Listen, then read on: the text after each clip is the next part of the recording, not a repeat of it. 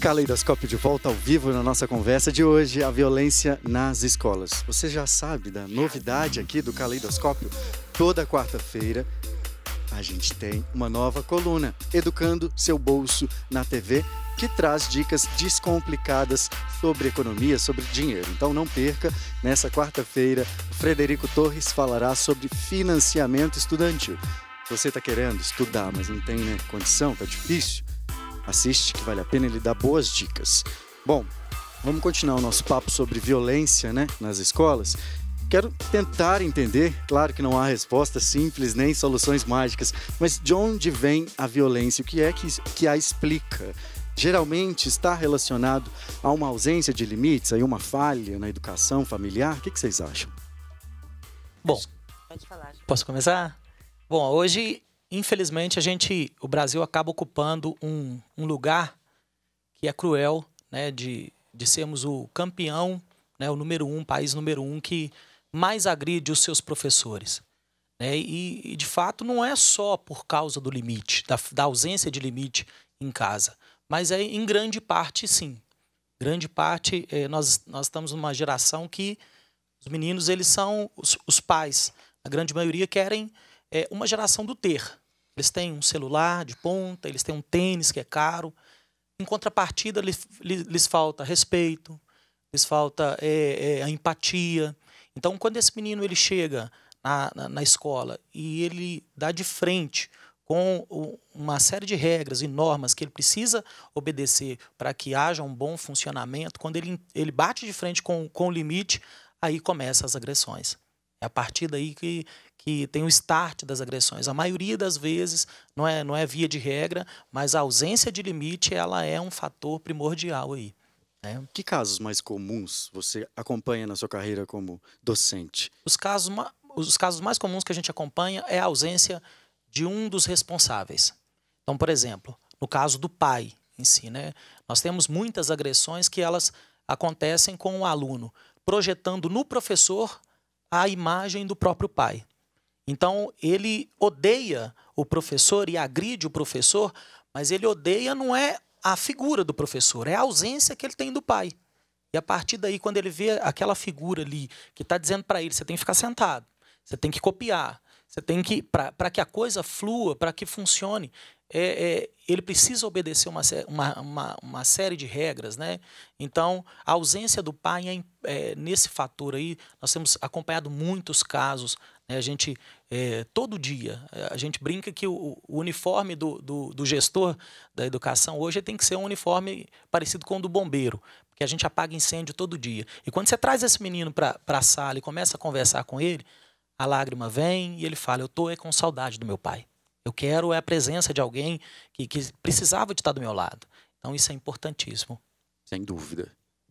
Eu concordo com essa fala do Júnior em gênero, em número e grau. Realmente, o aluno ele precisa de limites. E quando ele chega na sala de aula e que ele encontra aquele limite, então ele vai bater de frente, sim, com o professor. Mas eu acho que vem de uma carência familiar. E aí, quando você mostra para esse aluno que você pode ser mais que um professor, que você pode ser alguém para dar um caminho, um norte para ele se aproxima mais de você e vê que pode te respeitar e respeitar os próximos. E aí o ciclo é quebrado. Mas a gente observa também que o aluno que desrespeita o professor, ele também desrespeita o funcionário da escola, ele desrespeita os outros enquanto o ser humano também desrespeita. Então, a escola tem que estar sempre presente, mas para trazer esse aluno mais para próximo da escola. Sim, e aí é um desafio imenso, Isabel? Lá no Loyola, vocês têm um núcleo de educação para a paz, Tema super importante.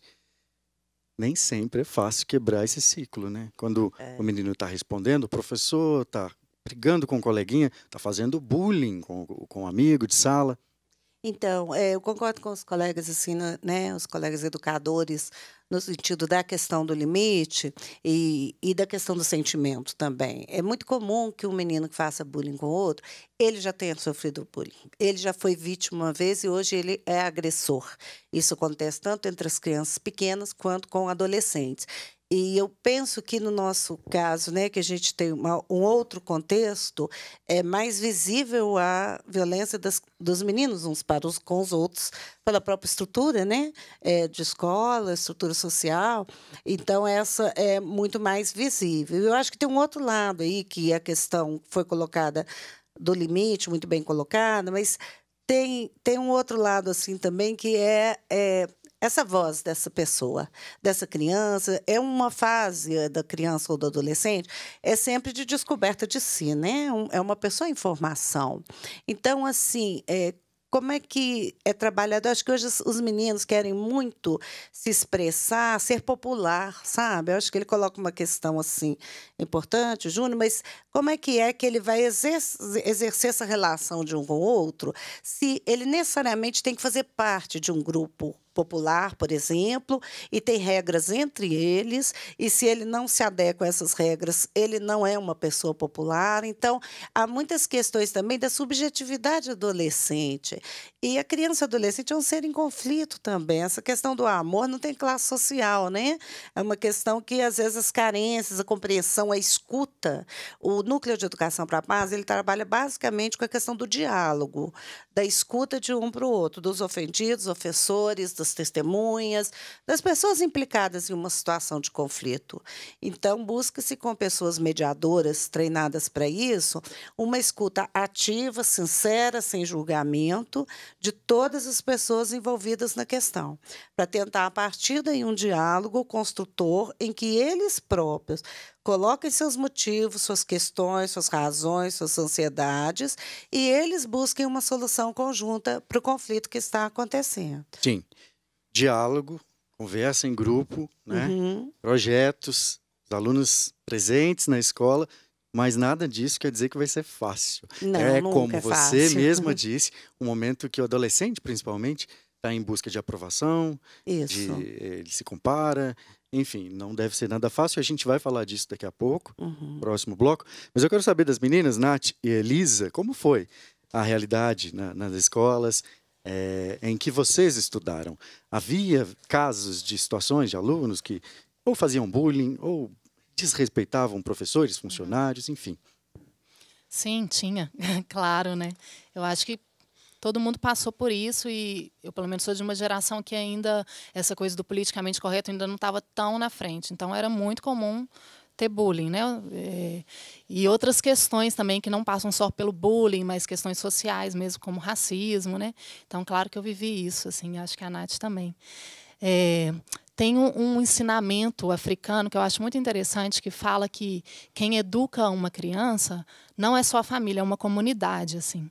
E eu acredito muito nisso. Eu acho que os pais têm uma função super importante, né? Como a gente está falando, a família tem uma função muito importante para quando a criança chega na escola, mas ela também está sendo educada ou deseducada, digamos assim, por toda uma comunidade. Então, tudo que ela vê na TV, em todas as redes sociais, né, todas as coisas que ela tem acesso vão estar fazendo parte da formação dela, assim.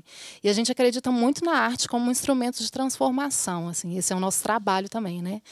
Sensibilizar através da arte, transformar, conseguir chegar em pontos que, às vezes, só falando a gente não consegue mudar. É verdade. Nath, gostaria de falar? Sim, eu sou educadora musical também. Acabei de me formar pela UENG, Universidade do Estado, e já tive algumas experiências também em escolas públicas e particulares, né, durante meu processo de formação, fazendo estágio, enfim. E a professora Silvani, né, disse uma coisa importante, que é sobre a importância dos projetos dentro das escolas, né? Como educadora musical, assim, em vários momentos eu senti que a música não tinha a importância que as outras disciplinas exercem nas escolas, né? Por causa dessa relação de ser um instrumento artístico mesmo, né? Que contribui para a socialização de outra forma, que não deixa os meninos enfileirados. Então,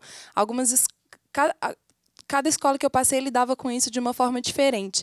E as escolas que abraçavam os projetos artísticos e os projetos musicais, eu percebia que os alunos também tinham uma sensibilidade maior para se tratarem, né? Para estimularem as relações saudáveis mesmo entre eles, com os funcionários. Então, eu também reivindico esse espaço. Nós temos um projeto de percussão na escola. Sim. Tem um grupo formado. Que bom. Que lindo, né? Que relato interessante. Nessa linha também, a gente trabalha no Núcleo da Paz com o teatro, que tem sido muito bom, assim.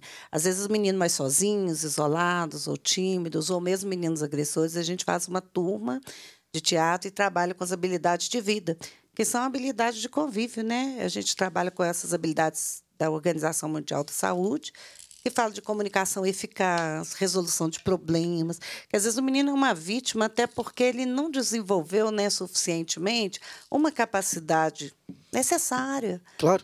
Ouso dizer, eu sempre ouso falar muita coisa aqui, não sei de nada, né? Eu sou ousado, não sei de nada, mas eu fico aqui falando, ó. É importante fazer conta, saber português. Mas, gente, a arte, né? A gente não pode ser sempre só utilitarista.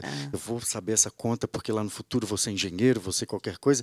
A música, poxa, a arte nos lembra que somos humanos. Bom, falando nela, quero que você assista agora um trecho do clipe Sustenta, das negras autoras. Mostra todo mundo nesse clipe? Eu tô curioso para ver as outras meninas. Esse clipe ele é do ano passado, né? Então a gente teve só uma substituição no grupo, assim. Tem uma pessoa que tá, que é a Eneida, e não tem a Viviane, que ela faz parte do grupo hoje. Mas tem quase todo mundo. Então tá, gente, vamos ver, vamos assistir e a gente já volta. Vamos ver.